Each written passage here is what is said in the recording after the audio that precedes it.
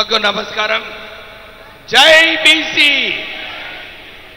ఇంత పెద్ద కార్యక్రమము మన టీపీసీసీ ప్రెసిడెంట్ గారు వారి ఆధ్వర్యంలో 42% రిజర్వేషన్ హక్కును సాధించుకుందామని చెప్పి ఇంత పెద్ద ఎత్తున అందరూ కూడా రావడము ఒక స్ట్రాంగ్ మెసేజ్ బీజేపీ ప్రభుత్వానికి. మీరు ఎట్లయితే ఎకనామికలీ వీకర్ సెక్షన్స్కి 10% రిజర్వేషన్ కల్పించినారో అట్లానే బీసీలకు కూడా 42% రిజర్వేషన్ కల్పించాలని చెప్పి అందరూ కూడా ఈరోజు బీజేపీ ప్రభుత్వం పైన ఒత్తిడి తీసుకురావడానికి మీరందరూ రావడం జరిగింది. ముఖ్యమంత్రి రేవంత్ రెడ్డి గారు వారు అసెంబ్లీలో మాట్లాడేటప్పుడు ఇదే చెప్పినారు. రాహుల్ గాంధీ గారికి ఒక విజన్ ఉన్నది.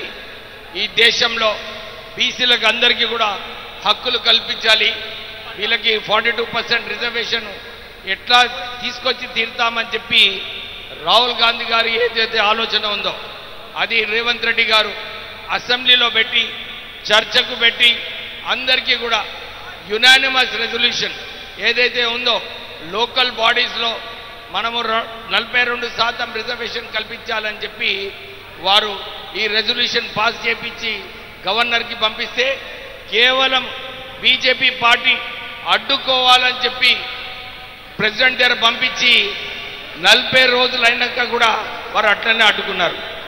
అసలు తమిళనాడులో సుప్రీంకోర్టు డిసిషన్ తర్వాత 30 రోజుల తర్వాత 3 నెలల తర్వాత గవర్నర్ గారు ఆమోదం ఇవ్వకుంటే మనం ముందుకు పోవచ్చని చెప్పి ఒక డిసిషన్ ఉంది.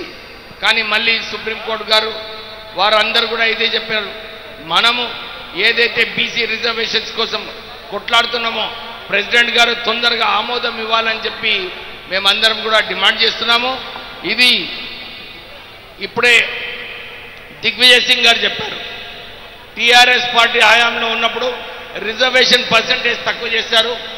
రాహుల్ గాంధీ గారు ఏదైతే అంటున్నారో మన హక్కును మనం సాధించుకోవాలి, మనం కొట్లాడదామని చెప్పి బీసీలకు ఏదైతే 42% రిజర్వేషన్ కల్పించారో మనమందరం కూడా దాని గురించి కొట్లాడాలని చెప్పి కోరుతూ, మొదటిసారిగా నేను చూశాను చాలా పెద్ద స్పందన ఉంది గ్రామాలలో.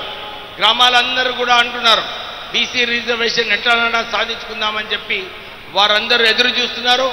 మనమందరం కూడా కలిసి ఈ పోరాటం ఇలానే కొనసాగించి సాధించుకుందామని చెప్తూ మళ్ళొకసారి ముఖ్యమంత్రి గారికి మన టీపీసీసీ ప్రెసిడెంట్ మహేష్ కుమార్ గౌడ్ గారికి వాళ్ళిద్దరూ ఏదైతే చొరవ తీసుకొని ఈ రిజర్వేషన్స్ కల్పించాలని చెప్పి ముందుకు వెళ్తున్నారో వారికి అభినందనలు చెప్తూ ముగిస్తున్నాను.